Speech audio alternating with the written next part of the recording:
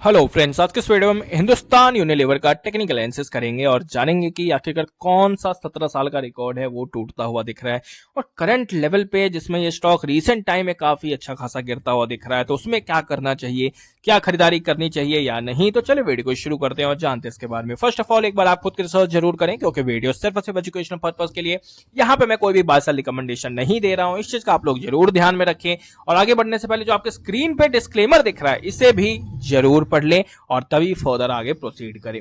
तो अब हिंदुस्तान यूनिलीवर की बात करी जाती है तो फर्स्ट ऑफ ऑल इस स्टॉक से आपको कोई मल्टीबैगर रिटर्न्स एक्सपेक्ट नहीं करने चाहिए, yes decent amount of returns expect करना चाहिए जो इसने पिछले हिस्ट्री में दिया है या जो दे सकता है, जो आप लार्ज कैप स्टॉक से एक्सपेक्ट कर सकते हो। 10% 15% इन रेंज में आप इस शेयर से एक्सपेक्टेशन कर सकते हो अच्छे इन रिटर्न्स की, और यहाँ पे 1 से 2% का डिविडेंड यील्ड मान के चलना चाहिए। ये जो स्टॉक है कहीं ना कहीं काफी एक डिविडेंड वाला स्टॉक है।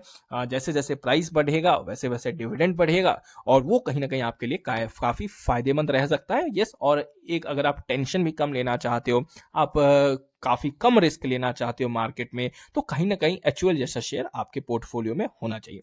अब ये तो कुछ एचयूएल की मतलब की बातें हुई और एक बार हम यहाँ पे वैल्यूएशन वगैरह भी जरा चेक करते हैं कि आखिरकार क्या वैल्यूएशन पे कंपनी ट्रेड कर रही है, क्या हिस्टोरिक वैल्यूएशन है या क्या किस लेवल पे ट्रेड कर रही है। तो हिंदुस्तान यूनिलीवर की अगर हम बात करें तो एचयूएल जो है 54 के पी पे आता हुआ दिख रहा है और जगह अगर आप देखोगे इसका overall chart and P ratio check out करोगे तो कहीं ना कहीं लोएस्ट वैल्यूएशन पे ट्रेड करती हुई दिख रही है कंपनी। ऑलमोस्ट 5 साल में इस वैल्यूएशन के आसपास 2022 में आती हुई दिखी थी और ओवरऑल 10 इयर्स का जो मीडियन पी है वो 61 है एंड मैक्सिमम पी देखोगे जो एवरेज रहा है वो 46 टू 47 है।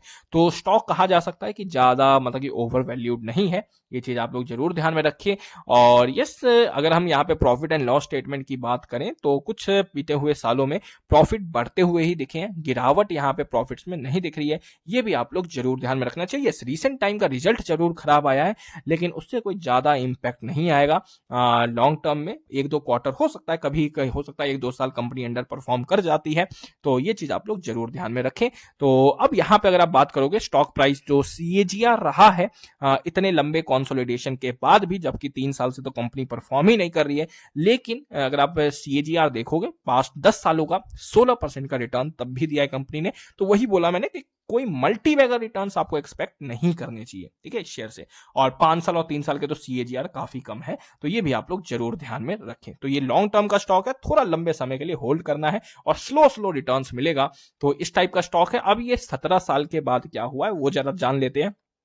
तो अगर आप नोटिस करोगे यहाँ पे स्टॉक जो है 2006 की बात है, स्टॉक में काफी अच्छी करेक्शन आती है, स्टॉक ने इस लेवल के आसपास काफी अच्छा कंसोलिडेट किया। ये 2007 से 2008 का टाइम था और ये आपको कैंडल्स तो दिख रही है ना, ये मेरे हिसाब से काफी लंबा समय रहा इस शेयर के लिए, 2007 से 2010 तक।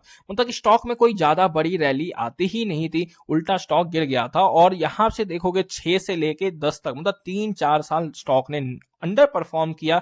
लेकिन यहाँ पे सबसे इंपॉर्टेंट बात क्या है कि ये जो स्टॉक है इस लेवल पे आया था, इस लेवल पे ये स्टॉक कंसोलिडेट कर रहा था काफी लंबे समय से, और जिस दिन इस लेवल को छोड़ा उस दिन से अगर आप नोटिस करोगे तो काफी नॉन स्टॉप रैली आई है। और उसके बाद आज हमारे 2024 में इस शेयर ने उस लेवल को हिट कर दिया है और यहाँ पे आप देख सकते हो, यहाँ पे ये स्टॉक इसे छूता हुआ दिख रहा है।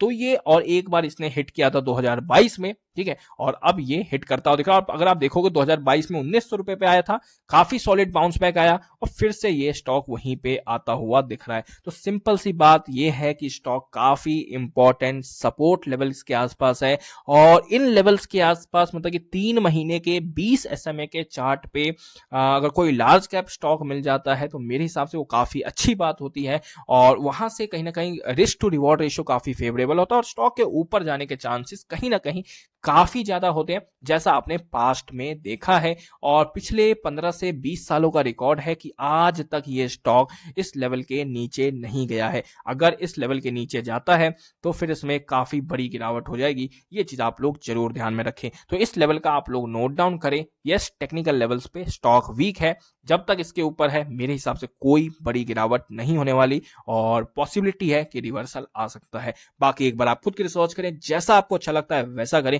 Thank you for watching this video.